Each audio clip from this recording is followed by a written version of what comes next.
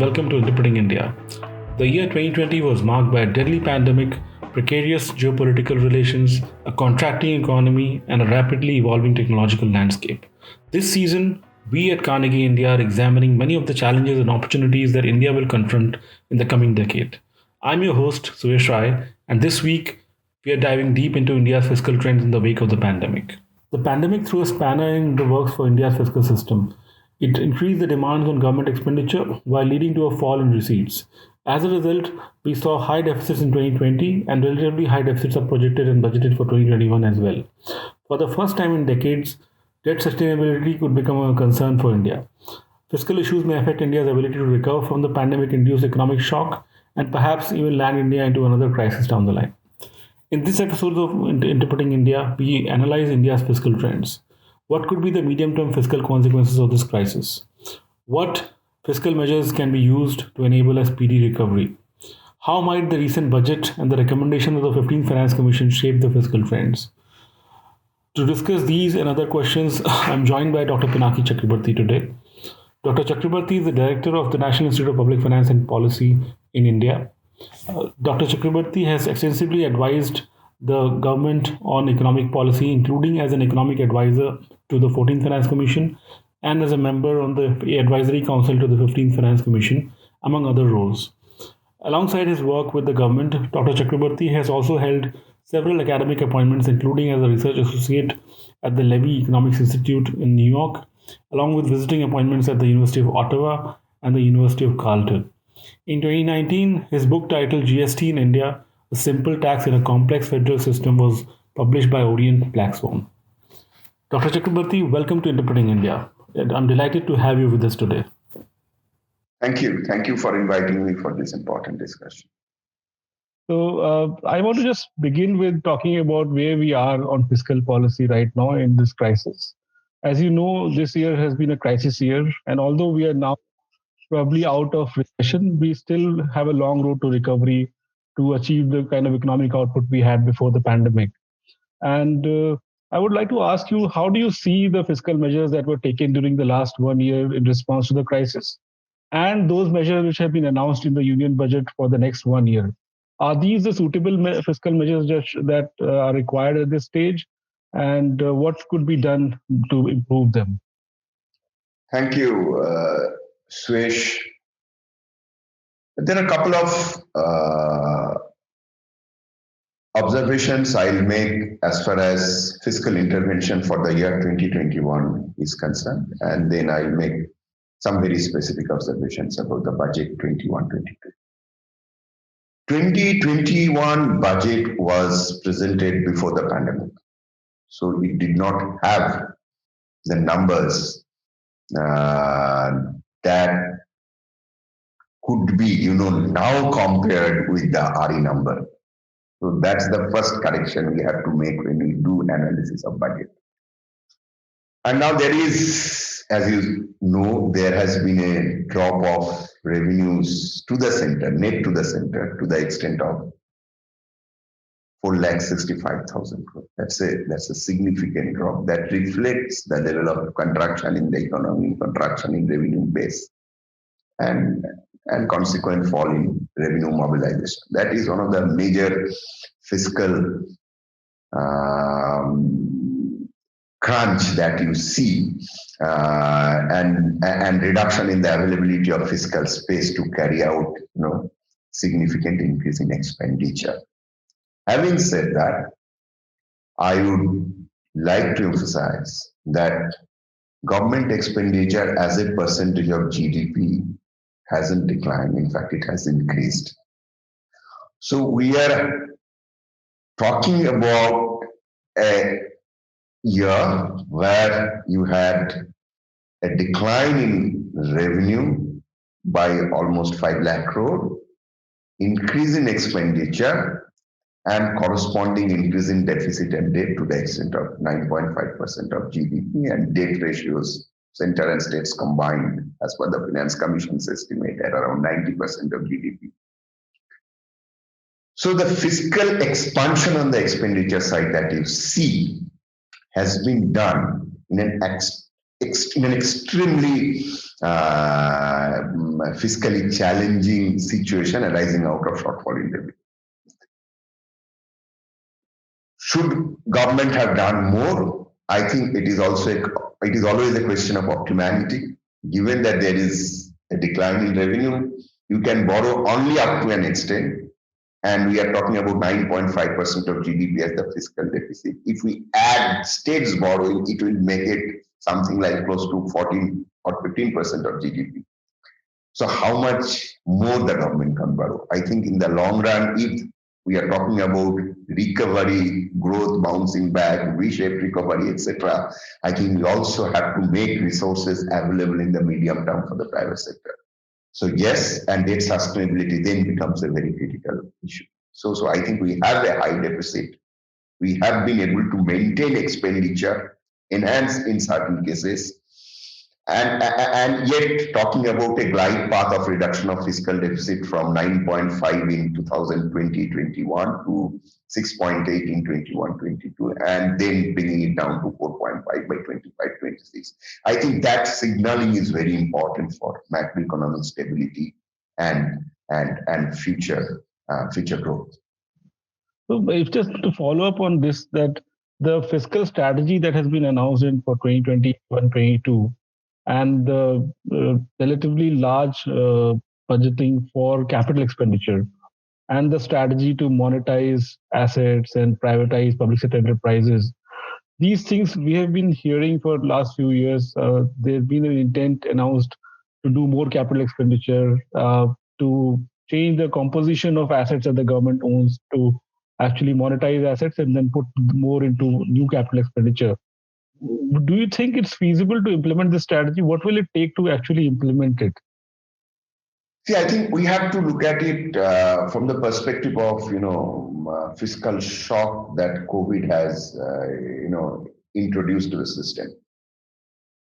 Now, when we have a fiscal shock and significant contraction in revenue, government will have to look at innovative sources of financing, and one aspect is asset monetization. How much they will be able to monetize would also depend on it depends on the market condition, whether somebody is going to buy those assets. Same is the case with disinvestment. So a lot would depend upon the path of economic recovery that we are talking about in the next financial year. That is one. Second issue that I would also like to emphasize here, that the growth assumptions about revenue is moderate in this year's budget for 21-22. Probably we'll have higher collection. If the growth is moderate, then if we have more collection, I think the aggregate balance improves. That is one. So if there are shortfalls in assets, if there are shortfalls in disinvestment, then probably some part of it could be covered through higher revenue mobilization if that happens because of the rebounds in growth. Second issue on the capital expenditure, I think that is my view, that it is very unfair to talk about center not doing enough for the capital on capital expenditure. Yes, capital expenditure as a percentage of GDP remained around 1.5% for a consistent period of time. Now you have to also look at a policy change that happened in 2005-06. Earlier, center used to borrow and on lend to the states. So it used to show a large increase in capital expenditure. Now from 2005-06, due to the recommendation of the 12th Finance Commission, states started directly borrowing from the market. So this capital expenditure accounting, which used to reflect centers borrowing and on lending to the states as capital expenditure of the state, does not happen anymore, and you see that the capital expenditures of the center at around 1.5% of GDP. So actual capital expenditure, if you have to really look at, I think you should look at both center and states expenditure. That matters for growth, for public investment. And 2/3 of the capital expenditure of India today is public capital expenditure, is at the state level. So it is very important to ensure that we are able to spend spend that aggregate level of capital expenditure. If that reduces, that would have serious implications for growth. And capital expenditure at the state level probably has, larger, fiscal multiplier than capital expenditure of the center, because most redistributive capital spendings are also at the state level. So these are empirical research questions, and but has important implications for policy. So we must look at take an aggregate view of capital expenditure. Second issue is that if center has to reduce its capital expenditure, increase its capital expenditure just to reduce its revenue deficit, right? Now, what is the revenue deficit that we are talking about? In 2021, we are talking about 7.5, and 21-22, we are talking about 5.5% of revenue deficit. Now, if we take in major items in the revenue account expenditure, I'll highlight two. One is interest payment, which is 3.63% of GDP, and CSS and central sector scheme roughly around 2% of GDP. That makes the revenue deficit. So you cannot reduce, interest payment because it's a charged expenditure and your debt has increased because of the COVID pandemic. So we also have to relook at the way center spends on centrally sponsored scheme and central sector scheme.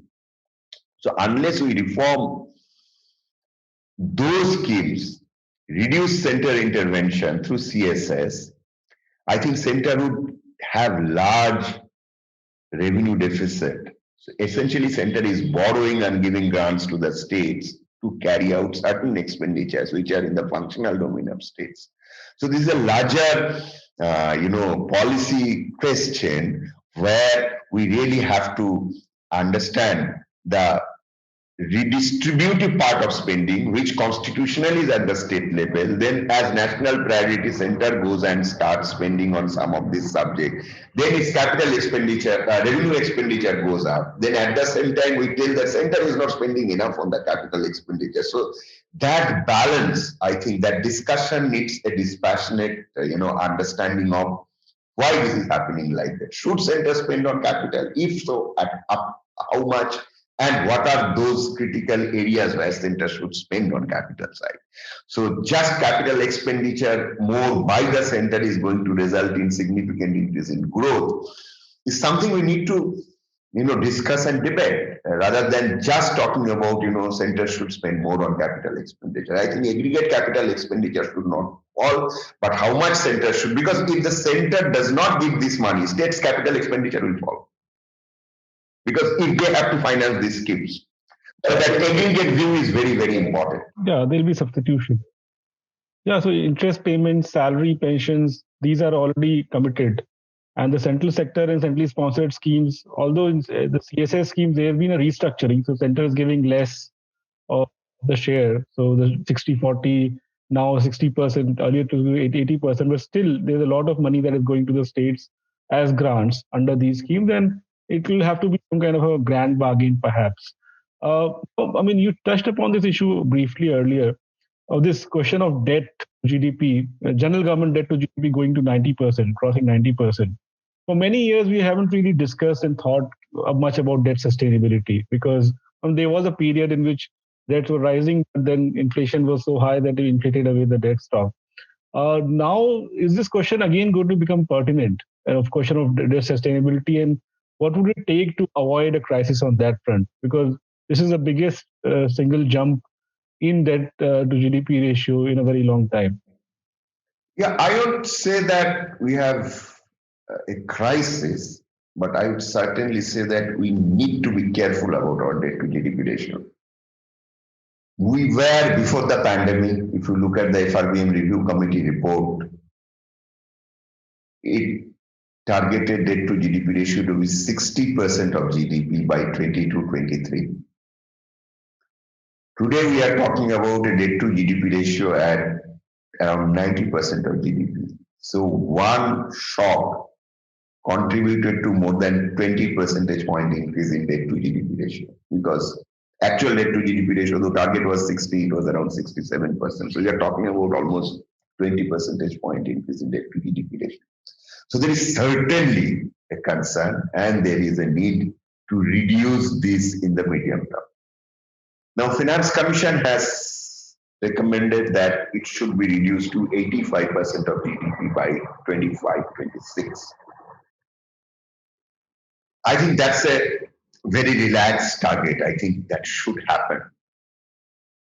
And Finance Commission has done it keeping in mind, my sense is that fiscal uncertainties are also very high given that COVID is still there, economy is still, recovering. What will happen to the growth, we really do not know going forward. And on a contracted revenue, on a contracted base, even if the GDP rebounds, how do you sustain year-on-year recovery for the year 22, 23, 24, and 25? So that's fine. But in actual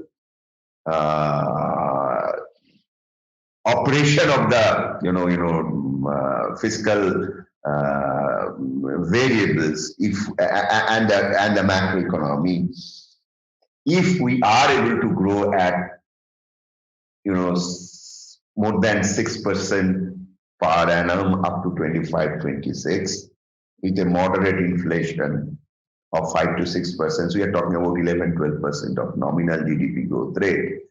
And there, if we do that, probably we need to have a relook at on these targets, maybe in 23, 24, or in the middle of the Finance Commission award period, and see whether we can further reduce it to a level which is lower than 85. So that is something which will have to be always done. It has to be a dynamic path of monitoring. Otherwise, we may have a situation where we don't have an option there. I think we really cannot afford to have a higher debt to GDP ratio than 90%, because it is only the government debt, and then there are other debts that includes public sector. So we are talking about already more than 90% debt to GDP ratio. So there is a need to be careful about debt to GDP ratio, because that charges that has implications for your primary government expenditure. So if we have to enhance the fiscal space for primary development spending, we need to reduce debt to GDP ratio, bring down the fiscal deficit to a level which is lower than what it is now, and also look at the general government debt. It's not only the center's debt. We also have to ensure that we are able to do that at the state level, because their debt is also increasing and is very high. Now I want to segue into a different theme, but we did touch upon briefly earlier also this intergovernmental fiscal relations, especially transfers from union to state. You were associated with the 14th Finance Commission as an economic advisor. And now that we have actuals for 2019-20, which was the last year in which the 14th Finance Commission's recommendations had to be implemented, how do you see this in retrospect? What the 14th Finance Commission was trying to achieve in terms of changes in union to state transfers, and what did happen in the course of these 5 years in terms of the scale of transfers and the composition of transfers? No, the 14th Finance Commission's recommendation will have to be seen from the point of view of merger of planned and non-planned revenue expenditure. So earlier Finance Commissions used to give money to cover the non-planned revenue deficit. Now that planned non-planned distinction is gone. The Finance Commission gave 42% to cover both the planned and non-planned gap. So earlier transfers were less. Finance 42% is more. I think is not a very correct representation of fact. So it includes financing of planned revenue expenditure as well. So effective interest is much less than from 32 to 42%. That's the first point. This certainly has given more autonomy to the states, because the planned priorities are now completely decided by the states, because there is no planning as such or plan allocation as such from the center to the states. If we look at 15th Finance Commission award, I think in an extremely challenging fiscal situation, in an extremely challenging, situation to predict macroeconomic uncertainty, Commission has done an excellent job by ensuring three things. One is fiscal stability, so it has not taken away more resources from the center, nor has it given more resources to the state. So vertically, it remains at 41%. It has given large revenue deficit grant for the year 21-22. This is not discussed, but very important to recognize. As you know, we are talking about big macroeconomic uncertainty in the year 21-22. And there are possibilities that revenues will, growth will remain subdued in certain revenue heads. That would mean 41% as estimated by the Finance Commission, may be less when it comes to the actual revenue collection. Because after all, it's a percentage. So if the overall kitty is less than the 41%, that number, absolute number falls. So in order to ensure that there is some kind of certainty of resource flow to the states, so they have given revenue deficit grant. And if you compare the 2021 revenue deficit grant that was given with the Finance Commission, that was something like 74,000 crore in the year 2021. The increase now is 1,14,000 crore. There is a 60% plus increase in the revenue deficit grant, and this will go in absolute volume to the states. And 17 states have got this grant. So this ensures some kind of certainty of resource flow to a group of states who the Commission thought need additional support in the form of revenue deficit after the tax devolution is given. So that is one very important observation I had when I looked at the Finance Commission report. Second issue is, Finance Commission has given lot of sector-specific, purpose-specific grants, unlike the 14th Finance Commission. While doing so, the Commission did not reduce the vertical share. So in effect, if you compare 14th and 15th Finance Commission, the actual money flow decided by the 15th was much more than the 14th in terms of overall resource flow. Third important point I wanted to emphasize, see, there is a lot of discussion about cess and surcharges not shared with the states. If we don't make that distinction for a moment, yes, that is correct, that cess and surcharges have increased. But overall flow of resources to the states as a percentage of gross revenue of the central government still remains at around 50% of the, it is still around 50%. So half of the central revenues are still going to the states in the form of tax devolution, Finance Commission grants for centrally sponsored scheme and central sector scheme. So we really cannot, have a situation where continuously this share goes up, because there is also a overall there is a resource envelope, and there's a upper bound to that resource envelope, and center has a union list where it has to perform its function. So I think that constrained optimization has reached its kind of upper bound. So we would see this around that level of 50-51%. I don't see it is going up next Finance Commission to 60 and then to 70. That's not possible. That's not economics. And so it cannot become 100% anyway. So I think the money that flows to the states is very significant, almost half of what centers collect. And 60% of the state combined government expenditure is at the state level, and states do have certain fiscal autonomy. So because they collect more than 1/3 of the total revenues collected by the center and state. So aggregate, if we look at, we are a fairly decentralized country, and that fiscal stability has continued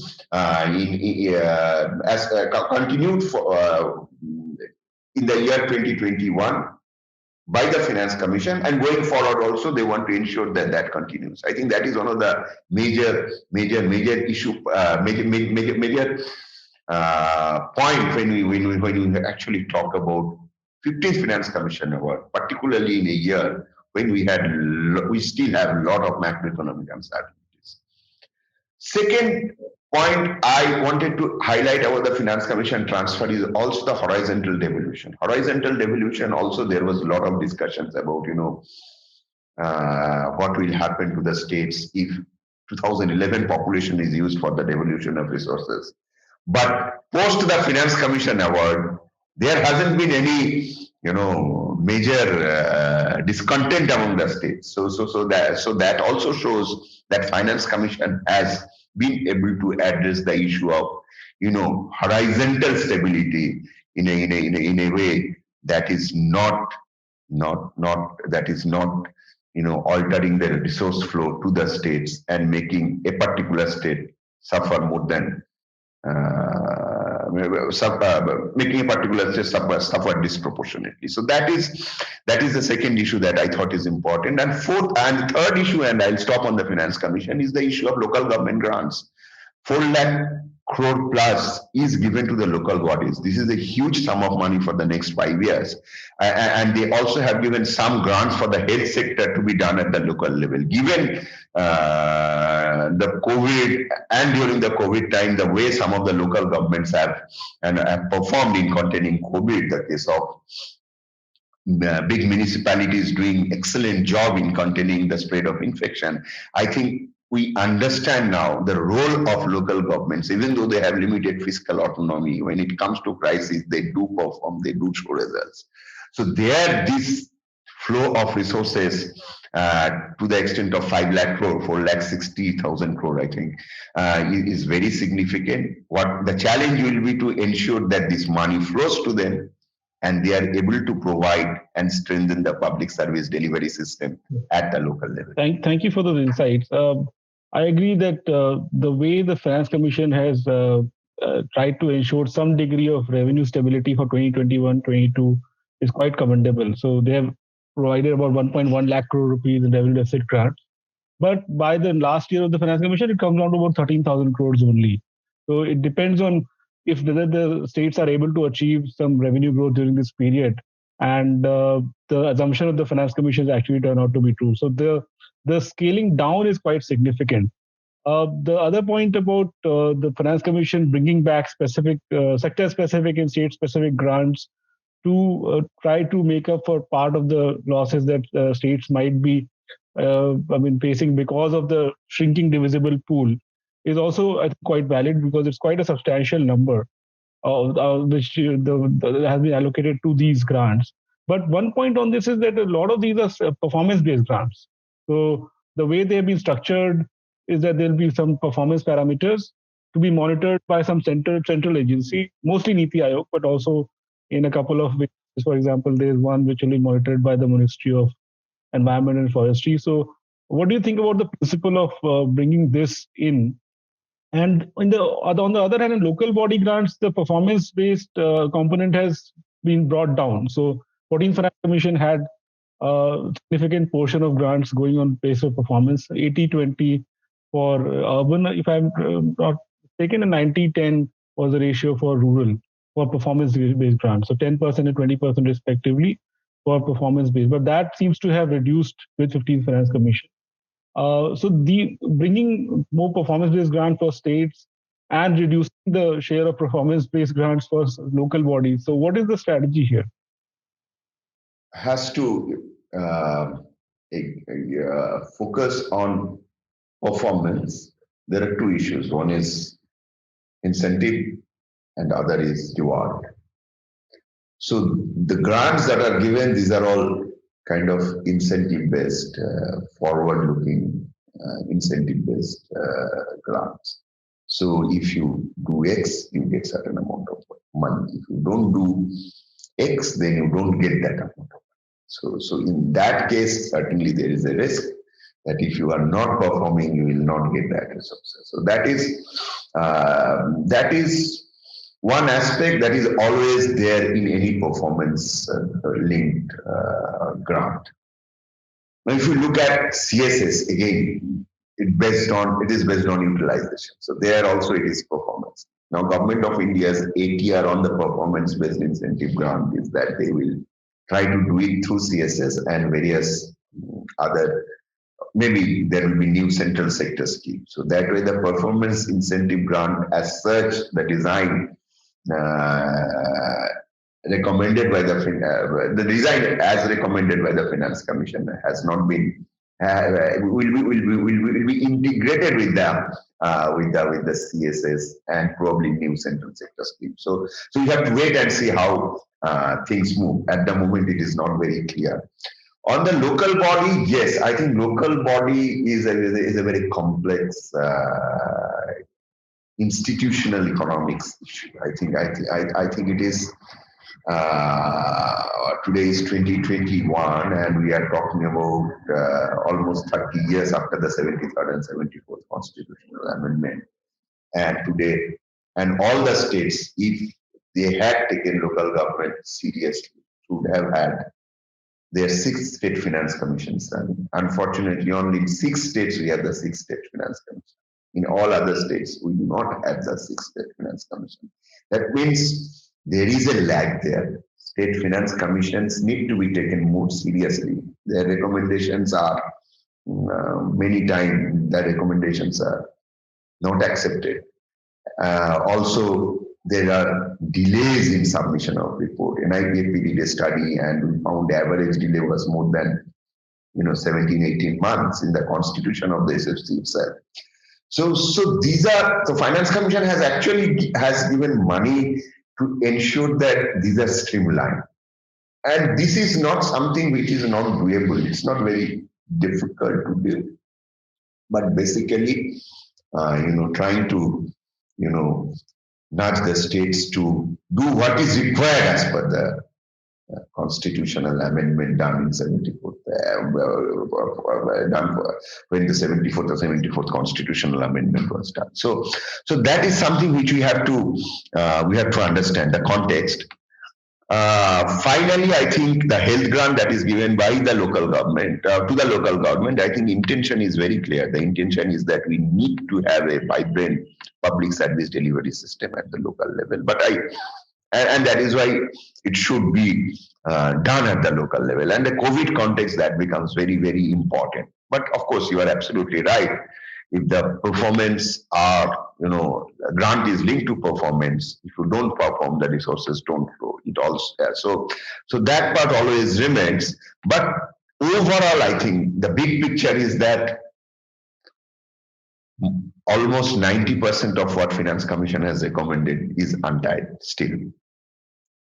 If you take the revenue deficit grant and if you take the tax devolution, if you take the disaster relief fund, only the local body grants and the health grant that we are talking about, it's a very small portion of the total award. So, and they are at the margin, they are trying to nudge states to do certain things. And how it happens will depend how central government takes this recommendation forwards in designing CSS and the central sector scheme. So it's still too early to make an observation on that. We have to wait and watch. You're absolutely right that this Finance Commission has taken the local body issue much more seriously. So, for example, one of the strictest conditions they have placed is that if the state does not constitute a state finance commission, it will not get the grants in the last 2 years. And that's a very, very strict condition because, basically it's the strongest stick you can think about. Every state would constitute because it's a very large loss if they don't constitute. And they have put some entry-level conditions on accounts availability and other things, which will hopefully be followed because the carrot is also pretty large if they do it. These are, I think, interesting things to observe. And the overall quantum, as you were saying, of local body grants has increased quite significantly. And most of it is now either untied or earmarked, but not based on performance. So they can draw on it. Because in the previous Finance Commission, a lot of grants used to lapse because they couldn't meet the condition. Now at least they can draw on it, and let's see what incentives this creates. Performance-linked grants were recommended by earlier Finance Commissions also, except the 14. I think 13 had 9-point conditionalities for local body grant. So it's not for the first time. But yes, this is very specific where it says that it is a basic minimum that a state has to do to constitute a finance commission. I think that is not an unreasonable thing to ask. What is difficult to accept is the fact that even for that we have to give a grant. That is something that we should be debating, not why finance commission has given this grant. No, I didn't meet. Obviously, the 14th Finance Commission had also recommended performance-based grant for local bodies, but not for state governments. 15th Finance Commission has also included performance-based grant for state governments. So these four areas in which performance-based grants have been found. Because the state has constitutes. Yes, there is a. No, others also, like in social sector, they have given performance-based grants. Governance and administration is another area in which performance-based grants have been given. So let's see, how states take to the performance being monitored by NITI Aayog and the grants being released on the basis of that. But yeah, overall, this is a small part of the transfer. Bulk of it is revenue deficit grants and devolution. That's right. Just now, I would like to be remiss in my duty as an interviewer in that podcast if I don't talk about GST. You wrote the book on GST and you've worked on it for many years. So now we are coming close to about 4 years of GST implementation. So how do you see it? What has been the journey so far, and what are the 2 or 3 key, challenges that need to be overcome for GST to, realize its potential? Well, I think GST as a tax, as a concept, is a beautiful concept. GST design today is certainly a better design than the GST of July 2017. So that way, there has been significant movement that has happened as far as the GST discussion and debate and the policy is concerned. Going forward, I think we should focus more on technology, simplification, further simplification, if possible, further rationalization of rate, and monitoring. Monitoring does not mean you monitor physically, but through technology, through e-invoicing. I think one of the major reasons why GST revenues are going up, apart from economic recovery, is also e-invoicing has increased in the last 2-3 months, and that resulted in significant increase in revenue. So I think that technology platform, if it works better than what has been the case, and that we have seen in the last 4 or 5 months, we will see a growth in GST revenue. My problem is not problem. My understanding about the overall revenue collection is not much on the GST side. I think GST will stabilize. I think what will happen to the non-GST revenue is an important issue, and we are not discussing about it. If you look at the monthly data on revenue collection from petroleum products, it's subdued despite increase in tax rates because of the pandemic. Mobility has gone down, so naturally the consumption is low. Second is the other major state revenue is state excise and alcohol. I think that is also subdued because though they are price inelastic, both petroleum and alcohol is subdued because there is reduction in consumption because of the health associated risk. Same is the case with real estate, that is motor vehicle tax and stamp duty and registration. So all these taxes at the state level constitute almost 1/3 of the state revenues. 2/3 is GST. So if you see less than normal growth in these revenue rates, there is a likelihood that you will have revenue deficits at the state level. And that increase in revenue deficit, you need to manage by borrowing. And that would have an implication for capital expenditure. When states are the primary drivers of capital expenditure, I think that is a serious macroeconomic challenge that we have to think of and take appropriate measures. Thank you, sir. I just wanted to ask you a very broad question. If you had to recommend one key institutional reform to India's fiscal system, what would that be? Institutional reform? Yes, like some people say fiscal council should be set up, those kind of things. what would be the one reform that you think could really work in improve India's fiscal system?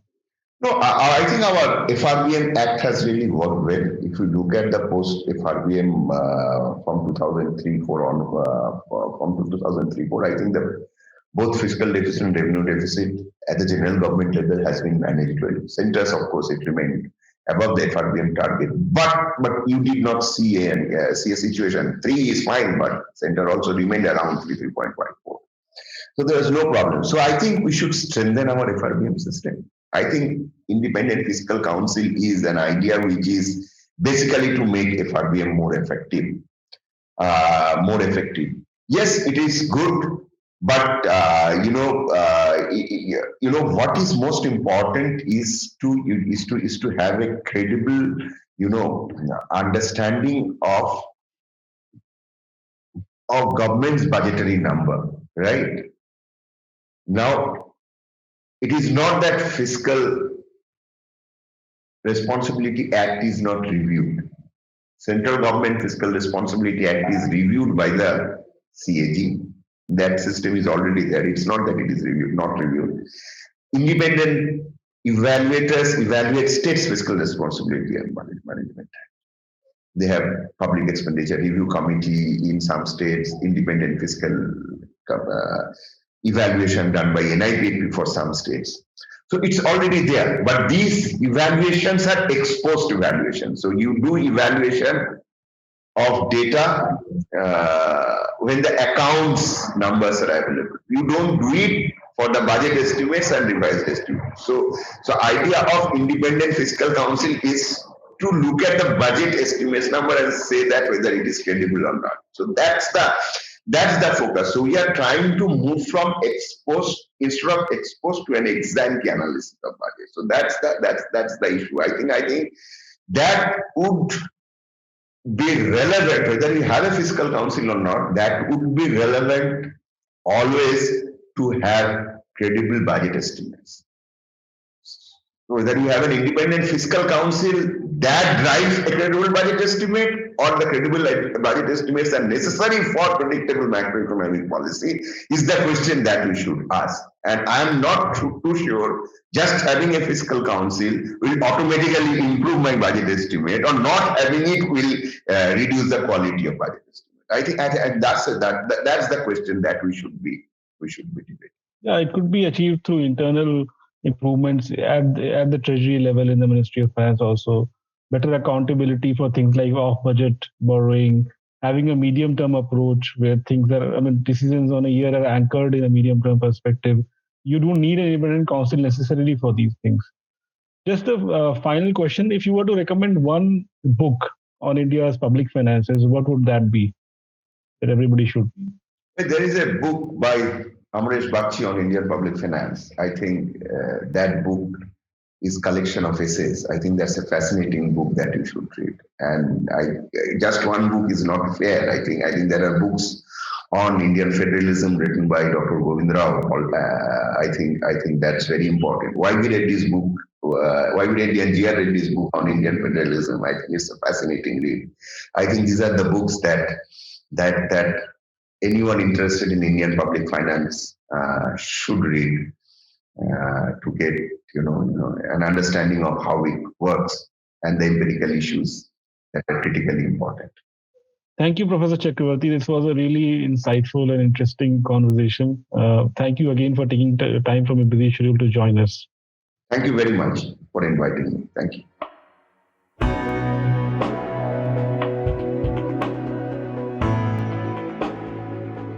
Next week, my colleague Deep Pal will host Ambassador Yogendra Kumar to discuss his book, Geopolitics in the Era of Globalization, Mapping an Alternative Global Future. We'll be back in 2 weeks with a new episode. To make sure you don't miss it, be sure to subscribe on Apple Podcasts, Spotify, or wherever you get your podcasts. To learn more about our research and team, you can visit us at carnegieindia.org. You can also find us on social media on Twitter, Facebook, and Instagram. Thank you for listening. See you next time.